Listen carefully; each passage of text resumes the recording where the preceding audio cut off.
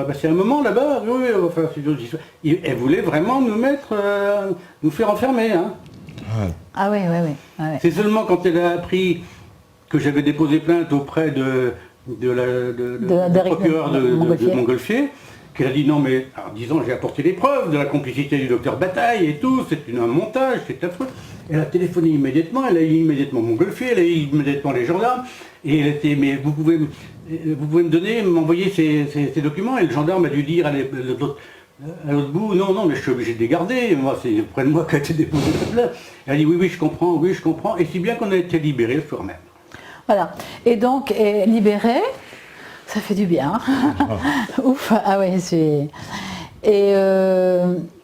mais avec renvoi devant le tribunal correctionnel le 30 juillet 2009 pour dénonciation calomnieuse. D'accord.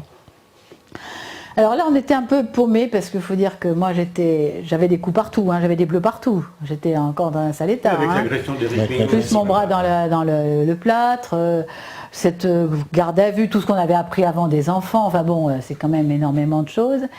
Et puis on arrive donc fin juillet, il se trouve que ma fille elle a un petit problème cardiaque, etc. Et elle ne peut pas aller à l'audience. Elle a un avocat qui lui a été un avocat d'office, qui est furieux de voir qu'elle ne sera pas à l'audience. Je dis, je suis désolée, elle est hospitalisée, on ne peut pas faire, on ne peut pas. Bon, mais envoyez-moi le certificat et tout. Enfin bon, ok. Donc on se présente tous les deux. Là, le procureur se lève en disant je refuse tout renvoi, vous jugez maintenant. Et le juge, lui, le président, il dit bon non, c'est la même affaire, ils sont tous les trois, c'est pareil. On va pas juger aujourd'hui, on jugera tout ça en même temps. Et puis il y avait eu on a eu des expertises psychiatriques pendant qu'on était en détention, là, voilà. Donc assez rapide pour dire qu'on était, qu'est-ce qu'il a dit le juillet là? Qu'on délirait, voilà, on délire. Ouais. Donc délire collectif, etc. Ce psychiatre juillet, je lui ai juste expliqué que mon père faisait ceci, qu'il s'appelait comme ça, que ma mère s'appelait comme ça, que j'avais été élevé chez mes parents. Ça s'est arrêté à ça. On n'a pas du tout parlé de l'affaire. Sauf à la fin où il me dit, mais dans cette affaire, alors vous y croyez? Je lui ai donné à la justice de faire une enquête et puis de voir. Ah ben moi, si une chose comme ça m'était arrivée, je serais parti à l'autre bout du monde. Je lui ai dit non, moi je suis désolé, je fais confiance à la justice. C'est le seul rapport que j'ai eu avec Juillet, qui va déclarer après qu'on est libre. Ouais, moi pareil, j'étais entendu très peu de temps, le temps de donner notre identité, et voilà. Donc il fait un rapport, mais surtout c'est qu'il a fait un rapport sur les enfants, qui a été mal interprété, volontairement, parce que quand même ces gens ne sont pas idiots. Il a dit que les enfants, qu'on voyait bien qu'ils subissaient des pressions, et il dit, ils répétaient à l'envi un discours appris par cœur, enfin un truc comme ça. Et alors, le juge ensuite, qui prend ça, dit que c'est nous qui avions fait des pressions sur les enfants, mais il se trouve que les enfants ont dit des choses contre nous, qu'ils avaient apprises par cœur. Donc je ne vois pas comment on pourrait faire apprendre des choses par cœur aux enfants pour que ce soit contre nous. Ça ne peut pas venir de nous. D'autant qu'on les avait pas en plus, ces enfants, il y avait que le père qui les avait. On les avait pas en plus. Donc faire apprendre par cœur un discours à des petits-enfants de 4 ans et demi, 5 ans et demi et 7 ans, et contre nous, c'est un peu bizarre. Donc ils avaient tout de suite dit, ils avaient tout de suite commencé, il m'accuse, mais très très vite. Alors, il se trouve que l'avocate du père avait bien compris que c'était pas en sa faveur. Donc elle n'était pas contente une avocate qui la remplaçait n'était pas du tout contente de cette expertise sur les enfants. Donc elle l'a dit le 30 juillet au président, on dit non, cette expertise n'est pas bonne. Nous aussi on n'était pas d'accord. Donc il a dit bon écoutez, c'est très bien, hein, on va faire une expertise psychiatrique de tout le monde, là, des trois. Mais cette fois... D'Éric Mignot, hein. Non, pas d'Éric Mignot. Ouais. Non, lui, normal. Mais cette fois, on va le faire par un universitaire, tant qu'à faire, et loin d'ici. Donc, il l'a fait à Marseille. Donc, Marseille, c'est quand même un peu plus grand que Nice. Hein, on connaît Nice. Bon. Donc, voilà. Donc, il a fait à Marseille. Et on a eu une expertise psychiatrique. Alors, donc après le 30 juillet, le procureur va, le président renvoie l'affaire au 10 décembre 2009, avec entre-temps l'expertise psychiatrique à faire pour tous les trois. Voilà. Donc, peu de temps avant l'audience, on est convoqué à Marseille chez le psychiatre, et je passe la première. Alors il faut savoir, quand il y a une expertise qui est demandée, le magistrat y met la raison de l'expertise. C'est-à-dire que le médecin, quand il a eu l'ordonnance, dessus il est marqué pour dénonciation calomnieuse. Donc quand il me reçoit, il est immense, large, baraqué, et puis il est vraiment pas aimable du tout. Et puis il a l'air de me dire, c'est pas beau de faire ça. Effectivement, c'est pas beau du tout. Donc bon... Oui, parce qu'il faut savoir qu'une dénonciation calomnieuse, ça résulte d'un jugement, obligatoirement d'un jugement. Donc il croit qu'il y a eu un jugement qui a été déterminé après instruction des faits, etc. Voilà. Logiquement, quand on vous accuse de dénonciation calomnieuse, ça a été jugé. Oui. Les faits que vous avez dénoncés sont faux, et donc ça a été jugé. Hein, voilà. Donc il voit ça, il voit dénonciation calomnieuse, donc pour lui ça a été jugé. Donc c'est pas joli, évidemment. Et puis moi je parle très peu. Voilà. Au lieu de parler, je lui donne les pièces au fur et à mesure, les dessins des enfants, les certificats médicaux. Il regarde, il dit, là il me dit, mais c'est un cas d'école, hein. Il dit, je me retrouve à la fac là. Les dessins comme ça, oui, là tout de suite, pour lui il n'y a pas de problème, hein. C'est des viols, ça c'est clair. Donc, et puis il me dit, alors, je lui explique, non, et les enfants, alors ils sont revenus avec le verre, je dis non. Puis après, je lui dis, puis il y a le docteur Sokolowski. Ah, il me dit, lui c'est une sommité. Lui, quand il dit quelque chose, on l'écoute. Et alors les enfants, je dis, non, c'est avec le père. Le docteur Sokolowski qui avait envoyé le rapport qu'il n'y avait pas d'autre hypothèse que le viol. Que le viol, voilà. Il dit, quoi, on l'écoute pas? Alors à quoi servent les médecins? On fait des rapports, on fait des choses, et ils en savent plus que nous en médecine. Là, il était furieux. Hein. Donc, voilà. Alors, j'avais tout donné, et lui, alors, il pensait que ça avait été jugé, mais il dit il doit manquer des éléments. Alors, il a fait un rapport. Après, il a dit, mais attends, il faut que se dépêcher, là. Il faut que je voie Jacques et Sophie. Je dis, mais ils sont là. Il me dit, écoutez, je vais les recevoir. Donc, il les reçoit, et voilà. Il a fait son rapport, et il a dit, écoutez, donc il a dit qu'on allait très bien, qu'on n'avait pas il n'a relevé aucune pathologie mentale. En revanche, il a dit, au lieu de regarder si les parents sont fous, regardez plutôt sur les enfants s'il ne peut arriver quelque chose. Ah, lui, il dit ça dans le rapport. Oui. Au lieu de chercher une pathologie chez les parents, cherchez plutôt sur les enfants. Et il dit, vous pouvez faire une IRM des voix basses, et il y aura des traces. S'il y a eu, ils ont été violés. Ouais, s'il y a eu viol sodomique, comme on l'avait dit, il y aura des traces. C'est indélébile. On ne peut pas opposer le temps à ça. Il y aura des traces. Donc il dit, faites ça. Donc il donne l'ordre au président qui lui a demandé cette expertise. Il dit, faites une IRM des voix basses des enfants. Et là, au moins, on saura fixé une bonne fois pour toutes. Voilà. Exactement. Donc on passe au tribunal 10 décembre. Et là, c'est pas la même personne que le mois de juillet, c'est une femme. Et puis, elle dit, je ne peux pas juger. Alors, tous les avocats sont là, mais pourquoi, etc. Je ne peux pas juger. Je dis, vous avez vu l'expertise? Alors, elle dit ça à la partie adverse, d'ailleurs, à l'avocate du père. Elle dit, oui, mais moi, je suis la partie... Oui, c'est pareil, vous avez vu? Elle dit, oui. Elle dit, je ne peux pas juger comme ça, je ne peux pas juger en l'état. Alors il y a mon avocat, c'était un copain avec qui j'allais à l'école d'avocat à Aix, qui dit, qu'est-ce qu'il y a, qu'est-ce que vous voulez? Vous voulez encore une expertise? Je dis, oui. Oui, alors là, elle dit, écoutez, on ne va pas tout le temps, à chaque fois passer devant le tribunal, demander une expertise et on renvoie, etc. Peut-être qu'il serait peut-être mieux de passer en instruction. Alors ça c'est le procureur qui prend la décision. Donc elle, en tout cas, elle refuse de juger. Et dès le lendemain, le procureur se lève. Et il dit, je suis tout à fait d'accord pour renvoyer l'affaire, contrairement à celui du mois de juillet. Il faut que toute la vérité soit faite dans cette affaire. Il n'y avait toujours pas l'audition des enfants du mois de février à la brigade des mineurs. Ça paraissait pas dans le dossier. On dit, qu'est-ce que vous en faites? Ni pendant qu'on était en garde à vue, il ne l'avait pas. Donc on dit, les enfants en parlaient quand même, voilà. Donc le procureur a dit, il faut avoir l'audition des enfants à la brigade des mineurs, il faut faire une IRM des Wabas. Qui n'a pas été faite. Attends, et que toute la vérité soit faite dans cette affaire. Bon. Ouf, on dit d'accord, enfin, une instruction, c'est tout ce qu'on attend. À ceci près que quand le procureur dit ça, l'avocate d'Éric Mignot dit, mais monsieur le procureur, c'est pas ce qu'on avait convenu hier. Ouais. C'est pas vrai. Ouais. Et le procureur qui dit, on a le droit de changer d'avis. Ce qu'on avait convenu devant tout le monde. Devant tout le monde, hein. Ils n'ont pas peur. Hein. C'est énorme. Ah oui, j'en revenais pas. Mais je me dis, mais je comprends mal, c'est pas possible. Oh, puis il y a eu un événement génial. Donc on est tous appelés. Et ma fille, là, la présidente l'appelle, etc. Et puis, ah oui, alors la partie adverse, pour essayer d'en rajouter. Et oui, puis mademoiselle Julie, elle change tout le temps d'avocat.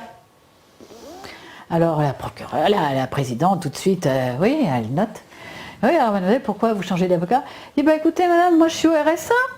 Et puis l'avocat qu'on m'avait donné à l'aide juridictionnelle, il m'a demandé 2000 € d'honoraires, moi je ne peux pas payer. Et il dit, mais vous savez, c'est vrai, il est là. C'est lui, là. C'est vos radiations, ça, hein. Attends. La juge, elle dit, oh, arrêtez. Il dit, en plus, il y a le bâtonnier qui est là, bon, on arrête. Normalement, il devrait être radié, lui, hein. Alors là, ils se sont tous tués, hein. D'accord. Donc du coup, elle juge pas, ça part. Non, elle juge pas, voilà. Donc ça part à la poubelle, enfin. Non. C'est quoi, en suspens? Le procureur renvoie finalement en instruction. D'accord. On renvoie en instruction. Voilà, on envoie en instruction. D'accord. Parce qu'il y a eu une première enquête préliminaire qui nous a conduit à accuser de dénonciation calomnieuse. Et puis ensuite, donc là, une instruction. Donc on est convoqué, et puis. Moi, je suis toujours étonnée. Je dis, mais bon sang, dénonciation calomnieuse, mais je voudrais bien apporter les preuves de ce qu'on a, de ce qu'on a à dire. Pourquoi on dit tout de suite que c'est faux? On n'a rien donné. Oui. Bon, mais mon avocat me dit non, c'était toi, on verra après. Alors, à l'instruction, on me dit surtout, simplement dit que ça vient des enfants, enfin que c'est pas de vous, vous l'avez pas inventé, que ça vient des enfants, mais dites rien d'autre. Et je dis, mais quand les pièces? Et même la juge a dit, mais plus tard. Quand nos preuves? Quand est-ce qu'on va les donner? Plus tard. Et la juge d'instruction, elle dit, écoutez, qu'est-ce qu'on va faire une expertise psychiatrique de vous trois, mais cette fois avec 2 psychiatres. À Nice. Voilà. À Nice, donc on revient à Nice. Voilà. Alors, moi je veux bien, moi j'ai pas peur, ça va, mais je comprends pas. Et puis, il se trouve que là, on va en expertise. Alors là, les deux experts veulent tout savoir sur l'affaire. Ils nous demandent un véritable juge d'instruction. Ils veulent toutes nos pièces, ils veulent tout savoir, etc. Je suis assez étonnée quand même. Je m'attendais. Enfin bon, on n'est pas en instruction, mais il dit, mais c'est le juge d'instruction qui nous a demandé qu'on devait vous demander toutes les pièces. Voilà, un truc vraiment bizarre en disant que c'est le juge d'instruction. Donc voilà, je leur donne, j'en avais apporté évidemment pour prouver aussi ce que je disais, les dessins des enfants, etc. Et puis après ils me disent, bon, on est en... Attends, c'est plus... Enfin bon, ils me font parler, etc. Après c'est toi. Ah oui, moi quand je passe, on parle d'économie, on parle de politique, puisque je suis enseignant en économie politique. Je parle de franc-maçonnerie, de différence entre le Grand Orient et la Grande Loge nationale française, des façons de travailler, etc. Et il veut me faire parler de l'affaire. Alors je dis non, l'affaire, ça c'est l'affaire du juge d'instruction. Le juge d'instruction, c'est à lui d'enquêter. Non, mais je vais être au courant, absolument. Je vais être au courant des pièces. Écoutez, vous faites une expertise psychiatrique. Le juge d'instruction doit instruire, c'est lui qui instruira, point. Et vous allez vous contenter de ça, quoi. Et voilà. Pour moi, ça s'est arrêté, si vous voulez, à ces quelques formalités. Nom de famille, mes parents, etc. Comment je vis avec Brigitte Gaborio, comment je rencontre. Je lui explique que j'ai rencontré une femme idéale, etc. Enfin, des choses banales qui n'ont rien à voir avec l'affaire. Je refuse systématiquement de donner les infos sur l'affaire. Et le procureur insistait auprès. Pas le procureur, le médecin. Le médecin. Non, mais le procureur a insisté auprès, parce qu'il se téléphonait entre-temps. On était deux, mais la femme partait régulièrement, puis elle revenait, et puis elle repartait, et puis elle revenait. Donc ils n'étaient pas deux à examiner, il Il y avait que l'homme qui examinait, la femme partait et revenait régulièrement. Et il voulait absolument savoir. Donc j'ai refusé. Il voulait nous faire dire que c'était un réseau. Il voulait qu'on donne des noms, etc. Ah oui, moi ils ont insisté. Il dit, des noms. Je dis, mais écoutez, vous n'êtes pas juge d'instruction. J'étais avocate et si j'ai des noms à donner, c'est pas à vous que je les donnerai. Vous ne me ferez pas dire ce que je ne veux pas dire. Au point. En plus, je ne sais pas. Au point En plus, pour je sais moi, rien. il me disait, alors je dis, je sais des choses, bien entendu, je sais des choses. Mais alors il monte sur sa chaise, il me dit, dites-le moi, c'est off, il me fait. C'était d'un ridicule inimaginable. Alors ça, j'ai écrit tout ça, après, quand on a eu le rapport de ces médecins psychiatres qui étaient effectivement un tissu de mensonges et de bêtises, j'ai donné le détail au juge d'instruction, j'ai écrit en donnant le détail de ses inepties, et notamment j'ai parlé qu'il allait monter sur sa chaise avec le pied déjà. J'ai raconté l'affaire telle que c'est passée avec ce juge d'instruction. Et qu'est-ce qui se passe alors Avec ce médecin. Alors là, donc les médecins... Expertise, voilà. Voilà, expertise. Et il se trouve, alors ça met un bon bout de temps, plus d'1 an. Ah ouais, quand même. Ouais, alors que nous on attendait une instruction sur l'affaire.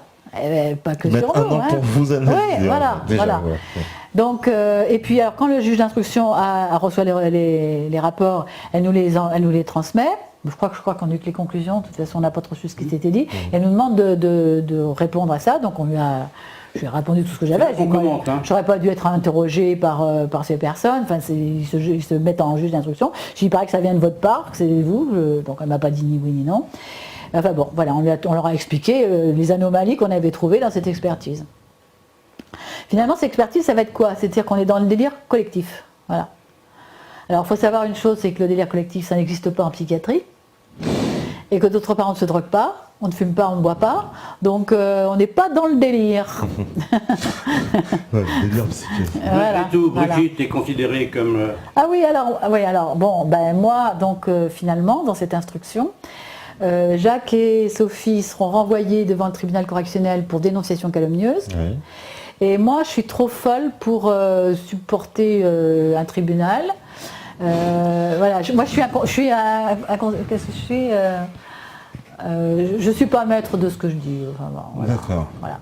Elle est Bah, folle, évidemment. quoi, voilà. Ouais. Elle n'est pas renvoyée, mais Sophie et moi sommes renvoyés. Voilà. Alors on est convoqués tous les deux devant le juge d'instruction.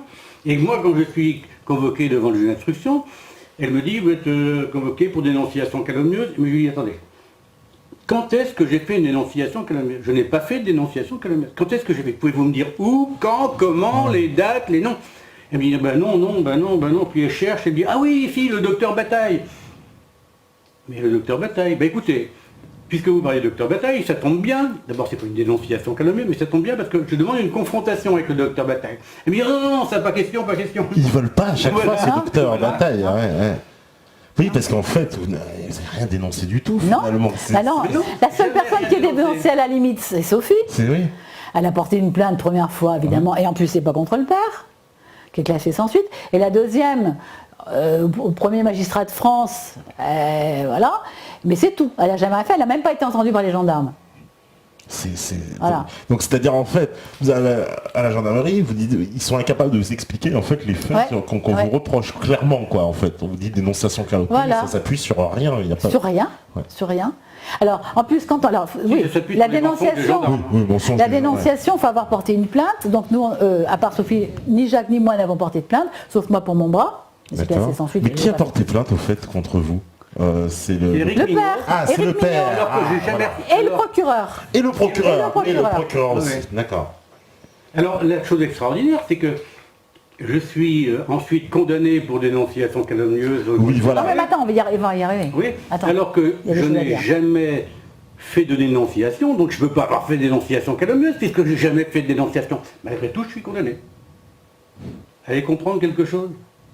Allez comprendre, avec interdiction de voir les enfants, que j'ai pas vu depuis Ah 4 oui, ans. nous on On n'a pas vu rajoute les enfants depuis 4 ans. Ouais. Interdiction de les voir. C'est fou. Hein. Alors qu'est-ce qui se passe entre justement juste avant le jugement? Alors voilà, il y a. Alors, il y a une chose très importante qui est arrivée en 2009, justement, après notre garde à vue. Ouais. Et avant, après notre garde, avant qu'on ait l'instruction d'ailleurs.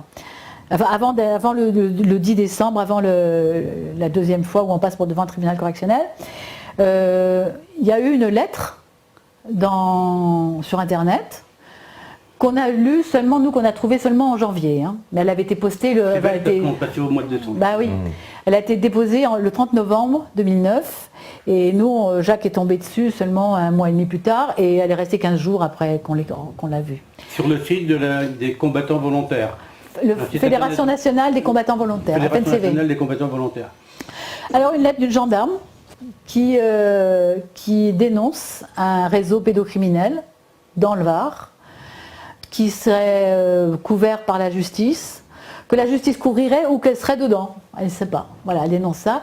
Et qu'est-ce qu'on voit? On découvre notre affaire. Dans le détail. La maman avec les 3 enfants. Et cite les procureurs. Elle cite les procureurs, elle donne les noms. C'est un gendarme qui balance ça en fait, un gendarme anonyme. Oui. Et vous retrouvez complètement donc votre affaire. Notre affaire plus d'autres. Plus d'autres affaires, mais enfin la nôtre en Mais la principe, nôtre, on reconnaît notre affaire. D'accord. Donc c'est un gendarme qui connaît notre affaire, donc assez bien. Je pense que c'est quelqu'un qu'on a peut-être vu pendant la garde à vue. Ouais. Oui, parce que pendant la garde à vue, Sophie, quand elle est allée en voiture, a dit aux gendarmes, vous devez m'aider, il y a des enfants qui ont mangé, etc. Et les gendarmes la suivaient, marchaient avec elle, quand elle a été emmenée jusqu'à Draguignan. D'accord. Nous, on était dans la même voiture et Sophie était dans une autre voiture. Et elle a convaincu les gendarmes qui étaient vraiment avec elle, quoi. D'accord. Donc on pense que c'est Alors, on sait- un on ou sait une pas, de ces oui, gendarmes. oui. Voilà. D'accord. Donc il y a des gendarmes qui prennent conscience. Comme quoi, il y a des gendarmes bien. hein. Bah oui, bah évidemment. Il y a des gens bien, c'est tout. Qu'ils soient gendarmes, flics ou n'importe quoi, il y a des gens bien. Donc voilà, donc on lit cette lettre. C'est pas... ça ne rassure pas quand même. Mais enfin bon, alors... Que là, il y a les films des Snuff Movies, ils racontent tout ça. Ah ben voilà, oui. oui. Donc nous, on les a jamais vus, hein. Parce que je ne sais pas si je vous l'ai dit, mais les 16 meurtres qu'on a appris, tout ça c'est filmé. Tout ça c'est filmé, ouais. Hein, Ouais. sans arrêt. On l'avait pas évoqué. Voilà. D'accord. Et Donc ça ça fait l'objet C'est filmé, d'un on a commerce. appris que ça, voilà, c'est l'objet d'un commerce qui rapporte énormément d'argent et qui n'a pratiquement, c'est sans risque. Moins de risque que de faire du trafic de drogue. Et ça rapporte plus. Et que- ça rapporte plus. Ah Et oui, on a vu le père remettre un DVD lors de la sortie de l'école. à 2 personnes. On a vu remettre un DVD blanc à 2 personnes. On a suivi cette personne, on sait qui c'est, où elle habite, avec le numéro de voiture. Croyez-vous qu'il y a enquête derrière? Non. Il faut dire aussi qu'à ces Snuff Movies ont assisté 2 maîtresses d'école des enfants. C'est les maîtresses des enfants. Oui, 2. Ont assisté l'éducateur spécialisé et la psychologue. De la DSEA du Var, il faut le savoir. D'accord. Ouais. Qui sont complètement plus impliqués dans l'affaire. Ben C'est-à-dire voilà, que donc, donc les rapports mauvais, on comprend pourquoi, évidemment, ils n'ont pas intérêt. Et puis ils ont fait du chantage auprès La des maîtresse enfants. d'école, même aussi là. Ouais. C'est incroyable. Ouais. Et il y a d'autres faits après, sur le maître d'école, lui, le directeur d'école. Enfin, ça serait rallongé trop On ne l'affaire, sait si rien. vous voulez. alors. ouais. Il n'a pas été correct, c'est évident, mais enfin bon, on ne peut pas dire. Mais ce que nous ont dit les enfants, on peut dire. il y a 2 maîtresses, en tout cas, c'est sûr. Il y a une. Qui ont assisté, ouais. Ouais, mais plus d'une fois. Et la psychologue, elle a presque assisté sans arrêt, elle. D'accord. Ouais. Et alors vous, alors dans votre cas, alors il y a comment dire, voilà, cette convocation, donc vous êtes renvoyé devant le tribunal. Alors finalement il y a eu 4 renvois, au total 4 comparutions devant le tribunal, Ouais. c'est-à-dire la première en juillet 2009, la deuxième le 10 décembre 2009, ensuite il y a l'instruction qui ne sera que l'expertise psychiatrique, Ouais, finalement, il y a Que ça. l'enquête sur les enfants, voilà. Rien. Rien. On est renvoyé, alors là, le procureur demande un renvoi. Alors oui, c'est qu'entre-temps, il y a des choses qui ont paru sur Internet. Et là, Sophie... Pas par nous, hein, c'est par des Ben tiers non, qui ont... voilà. Ben, c'est-à-dire que la lettre d'Ami de Lisa, justement, Ami de Lisa, ça c'est le pseudonyme de la gendarme qui a écrit cette lettre sur Internet. Et l'a envoyé à plein d'associations. Voilà. Elle a pris le pseudonyme d'Ami de Lisa, donc on ne sait pas qui c'est, évidemment. D'accord. Donc ça, c'est la gendarme inconnue, entre guillemets. Voilà. Qui À Voilà. partir de là, il y a des gens qui ont écrit et qui ont fait des... Alors là, celui ça, qui a c'est- fait le site internet amilisa.org, qui est en prison D'accord. actuellement. Voilà. Ah, qui est en prison Ah bah, il actuellement. s'est fait Ouais. mettre en prison, lui. Ouais. Pour une bagarre qui aurait eu lieu, on se Non, il demande a été si elle n'a pas provoqué. été faite exprès. Enfin bref, il est en Il a prison. été provoqué. Il faut dire qu'il a comme inconvénient de critiquer, pas seulement, il ne peut pas supporter la pédophilie parce qu'il a été lui-même touché quand il était jeune et on ne l'a pas cru. Et à cause de ça, il est prêt à donner sa vie pour ses enfants, d'après ce qui nous a été répété. Et voilà, il a été peut-être, il a peut-être trop dénoncé ce qu'il croyait être des sectes comme la franc-maçonnerie, comme les religions, etc. En tout cas, il a été mis en prison. Voilà. Et c'est lui qui a fait le site amilisa.org. Il s'appelle Éric Pinet. D'ailleurs, on le voit quand on fait son nom, on tombe sur son site, sur son nom. Il a tout mis à son nom. Il vit en transparence. Je crois, malgré tout, si vous voulez, que si on n'avait pas eu cet homme, l'affaire Amilisa n'aurait pas été autant connue qu'elle l'est actuellement. D'accord. Donc, bien que je ne le connaisse pas assez pour il mérite tous nos remerciements. Voilà. Ah oui, c'est sûr. Alors d'accord, alors pour conclure, parce que c'est vrai qu'on a gravement dépassé l'heure, là on vous fait des signes. Alors, il y a le renvoi. Ensuite, après l'instruction, il y a eu un renvoi de la part du procureur. Le nouveau juge d'instruction a écrit exactement ce que voulait le procureur, puisqu'il ne connaissait même pas l'affaire. Ça a été renvoyé au mois de mars ou avril 2013. Le nouvel avocat qu'on a pris n'était pas libre, et ça a été renvoyé au 9 janvier 2014. Donc ça, c'est les images qu'on a vues où on vous a condamné avec sursis, semble-t-il, c'est ça, vous avez pris du sursis. Donc le délibéré a été rendu... Non, ça c'était le jugement. Le délibéré a été seulement donné le 20 février. A été rendu le 20 février. Donc il y avait du monde là aux deux audiences, aussi bien le jour de l'audience que... Il y avait plus de 100 personnes la première fois et peut-être 150 ou 200 la deuxième fois, que les gens ne pouvaient pas rentrer dans le tribunal. Donc, et alors à la fin, naturellement, lorsque ils ont vu le procureur ne pas tenir compte d'aucun des éléments, et le juge ne tenir compte d'aucun des éléments, et plus que ça, si vous voulez, lorsqu'ils ont vu qu'il y avait vraiment cet acharnement contre nous, contre Sophie et moi, puisque elle était folle, donc on ne l'avait pas jugée. Et ils ont vu qu'il n'y avait pas d'instruction sur les faits. C'est obligatoire, une instruction sur les faits criminels. Et puis qu'il n'y avait pas non plus de dénonciation calomnieuse, puisque j'avais fait d'aucune dénonciation, et Sophie n'avait fait qu'un signalement. Il y a eu vraiment un grand brouhaha dans le tribunal. Les gens ont crié pédophile, salaud, merdique, etc. Oui, il y a eu un scandale. C'était le scandale dans le tribunal. Ils ont chanté la Marseillaise, ils ont presque cassé le portique d'entrée en chantant la Marseillaise. Alors, on voyait à côté de ça les gens du deuxième étage qui sont près du bureau de l'instruction et de l'appel, une dame faisant comme ça, montrant son doigt, je vous encule. C'était ça voulait dire. Ça a été filmé, là vous les avez sur le site amilisa.org. Et vraiment la justice se moque jusqu'en dans la provocation, alors que vraiment c'est inadmissible. On doit faire une instruction sur l'affaire, cette affaire criminelle. En matière criminelle, il faut savoir que d'abord, si vous voulez, le procureur, quand il est au courant de quelque chose, il fait faire une enquête préliminaire. Et puis, quand il s'agit d'affaires criminelles, il doit donner l'affaire en instruction, juge d'instruction. C'est-à-dire qu'en fin de compte, il faut savoir que le procureur dépend du ministère de la Justice, qui représente l'État. Et la justice, l'autorité judiciaire, c'est le juge d'instruction et les magistrats, les juges. Donc là, il ne l'a pas fait. Ça n'a jamais été remis en instruction. Il faut savoir aussi que l'enquête préliminaire, on s'est aperçu, donc tout ça par la suite, parce qu'au début, on y croyait. L'enquête préliminaire n'a été en fin de compte faite que pour nous accuser de dénonciation calomnieuse. Elle n'a jamais été faite sur les faits. Oui, jamais été faite sur les faits. On n'a jamais enquêté sur les enfants. Parce qu'on a essayé au contraire de retourner toutes nos preuves. Ils sont allés retrouver le docteur Sokolowski. Eh oui, pour essayer alors Ansel, qui a dû être manipulé entre temps, j'en sais rien, mais Ansel, il demande au docteur Sokolowski, mais l'état de Margot, donc ils ont bien reconnu que c'est un truc qui les gênait là. L'état de Margot, ça pourrait pas être dû à la mère qui aurait obligé sa fille à dénoncer le père, et en plus dénoncer faussement. Alors le docteur, et là ça nous sert nous, mais ça n'a pas été entendu alors. Le docteur a dit, écoutez, il y a deux causes possibles à l'état de Margot. Soit elle a vraiment été violée, soit sa mère l'a forcée à dénoncer faussement un parent, et c'est d'autant plus grave que c'est le père. Donc effectivement, ça peut... Voilà, il dit, il y a deux causes possibles. Ce que n'a pas lu Ansel, ou ce que n'a pas voulu lire la justice, c'est que le docteur Sokolowski, dans son rapport du mois de juillet 2008, avait précisé qu'il n'y avait aucun élément laissant suspecter l'intervention d'un tiers.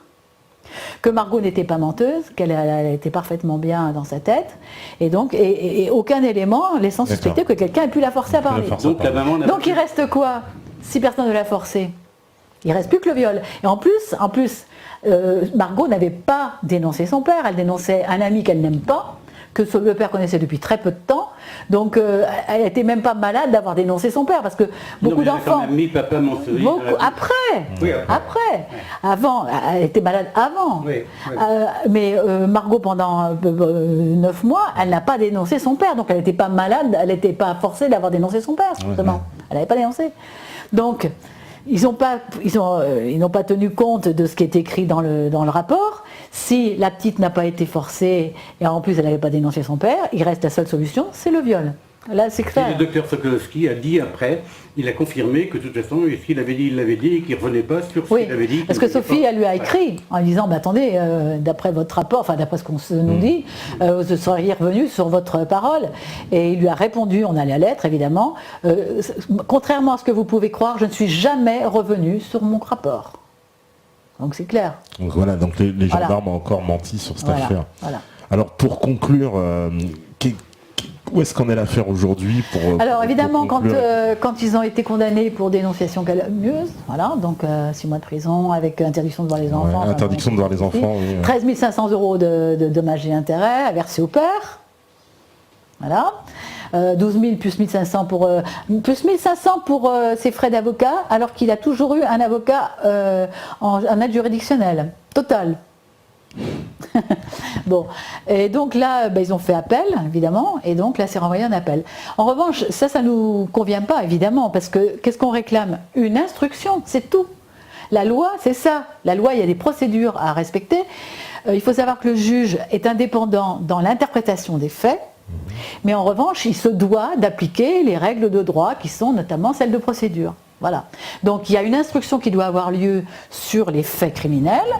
Dans une instruction, c'est plus que ce que fait la police toute seule, c'est que dans une instruction, il y a des confrontations, il y a des pièces qu'on peut donner. Et puis des choses, j'imagine, des actes qu'on peut Voilà, pas faire, il y a plein d'actes que peut demander le juge d'instruction que ne peut pas demander le procureur. Bien sûr. Donc tout ça, ça demande, c'est quand même une affaire grave, importante, et on a besoin d'une instruction. Alors Et c'est maintenant, obligatoire, surtout. et en plus c'est Mais en fait, obligatoire. tant que la justice sera jugée là-bas, en fait, à Draguignan, ça semble compromis. Quoi. Évidemment, parce que de toute façon, il y a des gens bien partout, mais décemment, ils peuvent plus. Ils sont coincés quand même, puisque ça s'est pas passé bien correctement depuis le départ. Ils peuvent être que coincés pour la suite. Et c'est pas eux qui peuvent juger là maintenant. C'est pas On se possible. demande comment ça peut évoluer, parce que quand on a un premier magistrat de France, en l'occurrence le président de la République, qui rentre dans le silence, est-ce qu'il n'est pas obligé de respecter ce silence? Et si lui est obligé de respecter ce silence et être complice des crimes, où va-t-on? On sait que la Cour européenne des droits de l'homme, c'est des amis. On sait que fait-on? Que faire de cette France qui n'arrive pas à inquiéter les criminels et les complices des criminels jusqu'au plus haut niveau de l'État? Comment faire? Tous les non seulement les magistrats, etc. sont prévenus, tous les ministres sont prévenus par lettre Oui, tout le monde est recommandée, prévenu. etc. Que faire? On sait que c'est les députés qui ont tous les pouvoirs. C'est ça, les députés ont tous les pouvoirs. Depuis 1789, depuis le jeu de paume, la majorité des députés plus sains qui décideraient de mettre un premier pouvoir de justice du peuple au peuple, sur les trois pouvoirs, le législatif, l'exécutif et le judiciaire, c'est-à-dire que si le peuple avait la possibilité d'emmener un magistrat qui a commis une forfaiture ou un crime ou qui n'a pas respecté la loi aux assises, là les choses peuvent changer. Mais avec les députés actuels, que faire? Ils ne peuvent pas, ils obéissent aux partis, ils sont eux-mêmes mercenaires des partis. À bien lire les choses, si on veut voir en objectivité, en transparence, ils sont tous complices des crimes dénoncés par Hamid Djiza.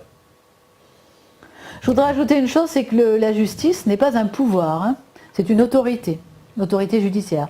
C'est-à-dire qu'elle est normalement sous le contrôle du peuple, c'est-à-dire de l'Assemblée nationale. Mais en fin de compte, les députés ont abandonné leur pouvoir, Oui, leur il y a une droit. interdépendance. Ils n'ont pas abandonné, ils ont fait une interdépendance eux-mêmes. Il y en a beaucoup qui commettent des affaires pas très très jolies, comme on le voit. Non, mais partout, il y a des gens Et là, malhonnêtes. ils sont donc, couverts par les juges et les juges les couvrent. C'est une interdépendance. Hein. Enfin, alors, merci beaucoup. C'est quand la dernière date, la prochaine date, je veux dire, importante? la connaît pas. Vous la connaissez pas encore? On tiendra en tout cas tout le monde informé, parce que je pense que c'est très important de se déplacer en masse quand même dans les... Non, mais je pense que effectivement, c'est bien de leur faire comprendre que vous n'êtes voilà, pas je seul. pense que voilà, exactement. Je crois qu'au mois de janvier, s'il y avait eu personne, il serait peut-être vraiment en prison ferme. Hein. Ouais, c'est ouais. bien possible. C'est ce que veut le père de toute façon. Et le père, on le suit. Je ne sais pas sur qui il a des dossiers, mais en tout cas, on le suit. Donc, et c'est ce qu'il voulait. Il a dit à tout le monde qu'on allait aller en prison, qu'ils allaient aller en prison. Donc, si ça a été avec sursis, c'est C'est parce qu'il y avait trop de- parce qu'il y avait trop du de monde monde. dans la salle. Et d'ailleurs, ils auraient pu rendre leur décision tout de suite, parce qu'elle était connue, la décision. Mais en revanche, ils l'ont reportée au 20 février. C'est-à-dire qu'un mois et demi après, tout le monde n'allait pas encore se déplacer. Ben si, il y a Il y eu a eu encore plus de davantage monde. de- Il y avait plus de monde. Voilà. Nous, si vous voulez, ce qui nous fait plaisir avec Méta TV, c'est que vous avez reçu des gens comme Maître d'Angléan. Bien sûr, ouais. Ça, c'est voilà un vrai avocat. Il n'y en a peut-être pas beaucoup en France comme lui. Et ces avocats-là, ce sont des exemples, et ce sont peut-être eux, c'est grâce à eux qu'on va pouvoir... Qui vont montrer la voie, ouais, tout à Voilà. fait. Ouais. Et sauver la France, vraiment, parce que là, on est... Bah oui, attendez. On arrive à qu'il y ait des problèmes, qu'il y ait des gens qui fassent des malversations pour de l'argent, mais de là à atteindre l'intégrité physique de quelqu'un et de tuer des enfants, c'est abominable. Mais là, ce sont des réseaux c'est quand même, inacceptable. il faut Il n'y a arrêter, pas de nom. il faut les ça. stopper. Il n'y a pas de nom. Ouais. Il y a pas de Merci nom. beaucoup. Hein. Eh ben, merci à vous pour votre témoignage courageux. Merci. Et vraiment beaucoup de courage pour la suite, parce que c'est une tout le monde nous dit merci. Alors désolé, on n'a pas pu poser les questions, vous avez bien vu, parce qu'il y avait énormément de questions, mais bon, on ne peut pas. Là, c'était une émission un peu spéciale, voilà, une émission Méta TV, vous avez vu, en plus on pourrait pas dire qu'on a poussé, hein, quand vous nous parlez de fonctionnaires d'habitude, là vous pourrez pas dire qu'on est vraiment des fonctionnaires sur l'heure, hein. En tout cas, merci beaucoup, merci à vous tous qui nous avez suivis, merci Brigitte et Jacques pour ce témoignage courageux, puis vous reviendrez quand vous voulez évidemment sur l'antenne pour s'il y a des nous donner des nouvelles, et nous tenir au courant de ce qui se passe sur cette affaire que nous aussi on suivait de toute façon de très près ici. De toute façon, je voudrais ajouter une seule chose, c'est que ce qui nous arrive à nous n'a pas été fait que pour mes petits-enfants. Je crois que c'est quelque chose qui existe avant et après. Ça continue. Ça continue, ouais. Et là, il y a des chances. grandit, Je veux malheureusement. dire, j'en sais rien, mais ça n'a pas été fait exprès pour Monsieur Mignot. Hein. Ouais. Voilà. Donc, on est vraiment tous concernés par ce genre de choses.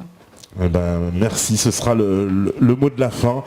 Voilà, parce que la régie elle est prête pour le basculement, j'imagine, parce que si vous écoutez ce message, c'est que vous êtes la résistance. Merci, à demain, salut.